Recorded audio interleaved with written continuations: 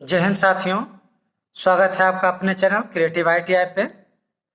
साथियों, आज हम बात करने वाले हैं ITI स्टूडेंट के बारे में।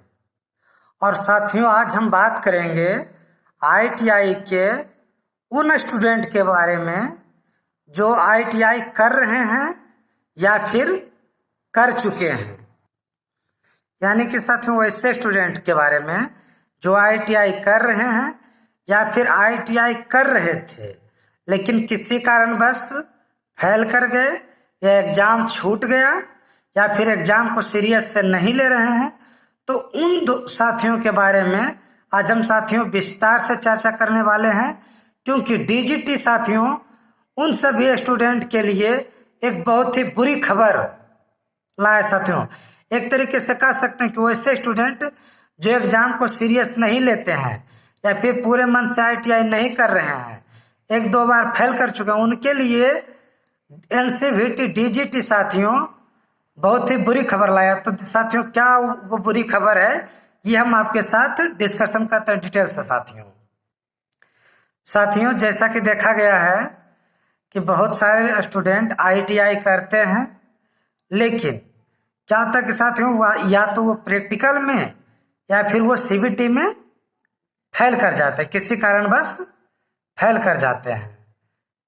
या फिर साथियों होता ये है कि चूंकि फॉर्म भर दिए हैं, ITI कर रहे हैं, लेकिन कहीं रिलेटिव में चले गए या फिर कहीं और घूमने के लिए चले गए, इसी बीच में आपका ITI का एग्जाम आ गया।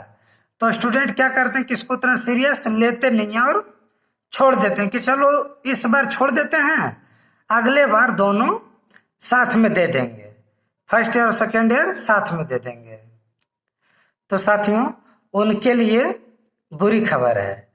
साथियों, DGT के द्वारा कहा गया है कि ITI कोर्स जो होता है वो 2 साल का होता है और इन 2 साल में 2 ईयर होता है, फर्स्ट ईयर और सेकेंड ईयर, यानी कि 2 बार एग्जाम होता है।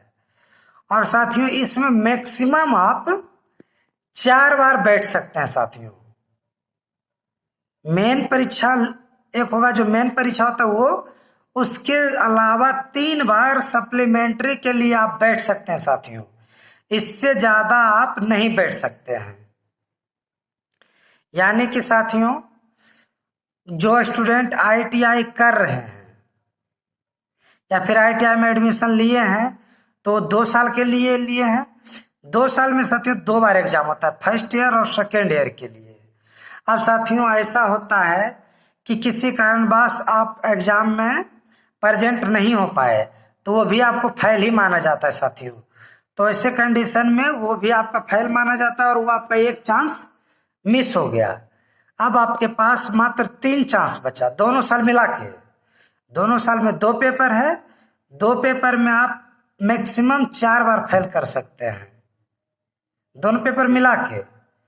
यानी कि एक बार जो आपका है मेन एग्जाम जो पड़ जाता है, एक पहली बार आप दे रहे हैं वो, उसके अलावा आप 3 बार और फेल कर सकते हैं। इसके अलावा अगर इससे ज्यादा फेल करते हैं या आपका एग्जाम छूटता है तो आपको ITI का जो पोर्टल है, ITI का जो साइट है, उस पोर्टल से साथियों आपका नाम हटा दिया जाएगा, आपका रजिस्ट्रेशन हटा दिया जाएगा। इसके बाद आप लाइफ में कभी भी ITI नहीं कर सकते हैं, क्योंकि ITI आपको NCVT आपको रजिस्टर्ड कर लेगा इस नाम से कि ये फेल है ITI करने में, ये 4 बार फेल कर चुके हैं और ये भविष्य में ITI नहीं कर सकते हैं। साथियों, इसलिए साथियों अब जो भी ITI कर रहे हैं वो एक चीज ध्यान देंगे कि उनको ITI जो कर रहे हैं वो बहुत ही सिंसियर होकर करना होगा और आपको 4 बार में पास कर जाना होगा।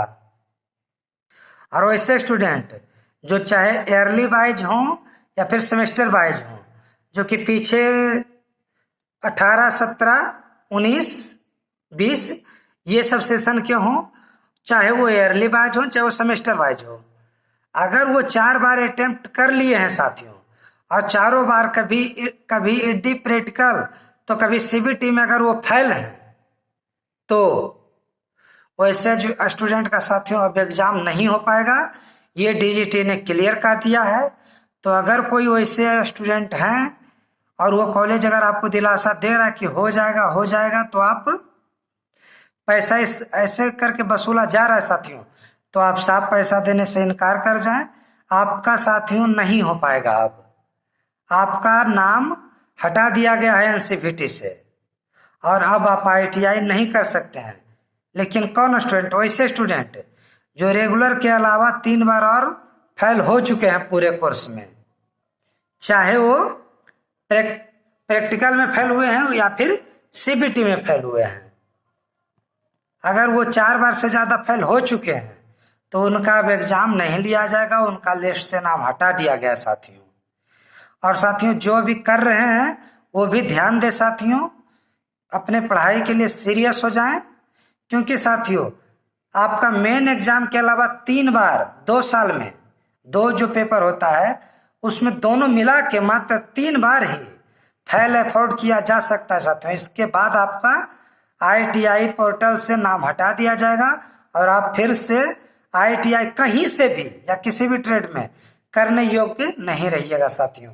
तो यही सूचना था जो कि आप लोग के साथ साझा करना था साथियों। बाकी IITI से संबंधित जानकारी के लिए हमारे चैनल में बने रहें। वीडियो अगर पसंद आया हो तो वीडियो को लाइक करें, चैनल को सब्सक्राइब करें साथियों। जय हिंद।